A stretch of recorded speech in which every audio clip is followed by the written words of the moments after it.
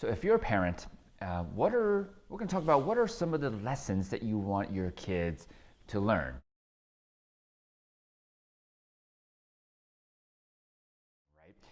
Right? Typically, you would want your kids to take care of themselves. You would want your kids to not be stressed, right? And to not, at least distressed. There's a difference between stress and distress. Stress would be like, oh my God, this happened. Distress is you stay in the stress state. You want your kids to be healthy. You want them to eat healthy, eat not too much, right? And not use food as some source of happiness. You basically want them to nourish their bodies to have high energy. You want them to eat the healthy foods so they don't get cancer and obesity and autoimmune diseases and all kinds of things that come from processed unhealthy foods. I'm sure you would want them to get enough sleep, right? Because with enough sleep comes good health, good body weight. Yep, if you don't sleep enough, it causes weight gain. And of course, all kinds of diseases because of the increased inflammation.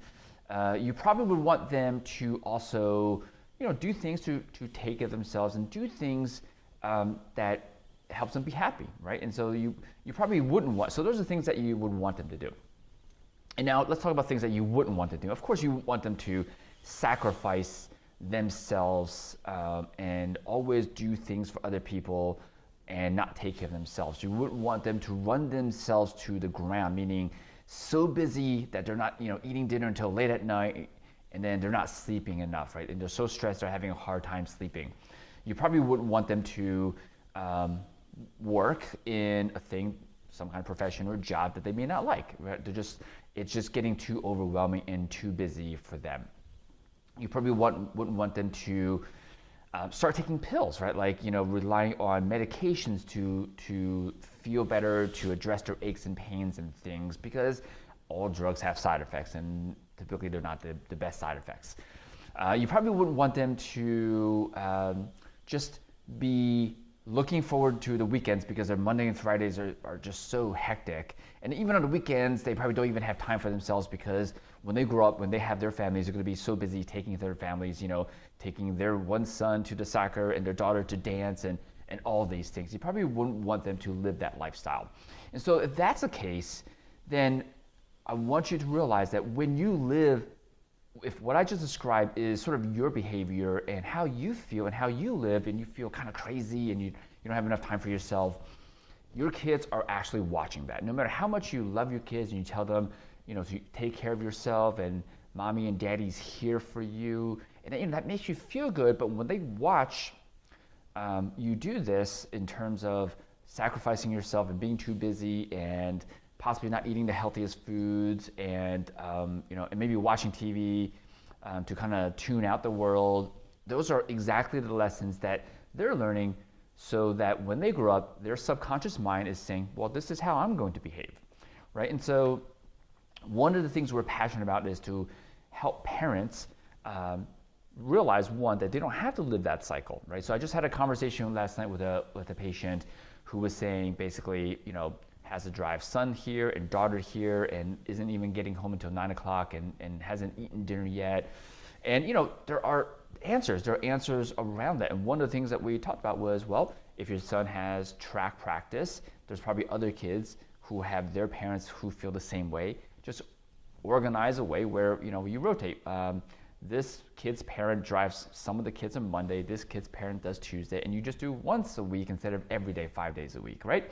So there are solutions. And so I encourage you to take action to figure out, how can I live and show my kids a life of self-care and self-love, a life of less stress, maybe no stress, a life of joy, a life where you're looking forward to Monday instead of Saturday and Sunday, a life where you take the time for yourself without guilt, right? You're not always putting out fires when someone says, hey, I need you, hey, can you do this for me? Or hey, can you take me this, where you, without guilt, can say, no, I'm taking time for myself, because that's what you would want your kids to do. You would want your kids to be able to take care of themselves and not run their bodies, their minds, and their souls so thin that they feel just worn out.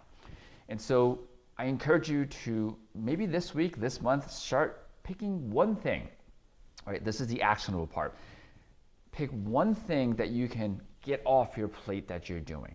I guarantee you there's something that you're doing that you can either take it off your plate or figure out how to crowdsource, right? Crowdsourcing means, the example is, if 10 parents are doing exactly the same thing, guys work together and girls work together. So one parent does it one day, one parent does it one other day. So you just decrease the balls that you're juggling a lot, right? And so problem solving, think about how you can get rid of stuff off of your plate and then spend more time on yourself and take care of yourself, because ultimately that is going to be the greatest lesson you can give your kids. To me, there's 3 of the greatest lessons you can give your kids. Self-love, take care of yourself, which is what we're talking about.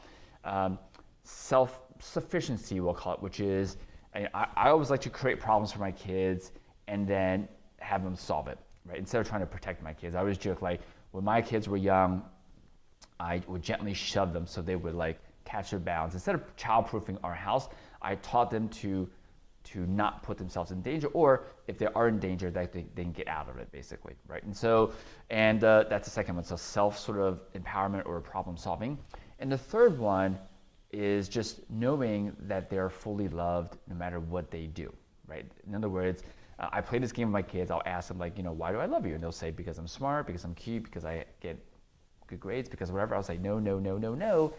And at the end of the day, when they say, well, why? Because I'll say, it's just because you are you, right? Not for anything that you do, not for anything that you achieve, not any way that you are. I love you just because you're you, right? So to me, those are the 3 greatest lessons we can teach our kids. And so in this video, we're really just talking about the self-care, self-love part, right? Because I think as parents, we tend to do so much for our family, we forget that we're showing the lesson to our kids to self-sacrifice instead of self-love, right? So I encourage you to take action this week to show, not say, there's 3 levels of teaching, right? The lowest level, the least effective, is telling someone something. Usually doesn't work well. The middle one is you show them. That's what we're talking. The best actually is if you get them to live it. If you get them to experience it, that would be the best. So we're talking middle level. You get to show them. So I highly encourage you to show them self-love this week and pick one thing by showing self-love and doing self-love for yourself. You can show it for your kids, because that is going to be a great lesson for them.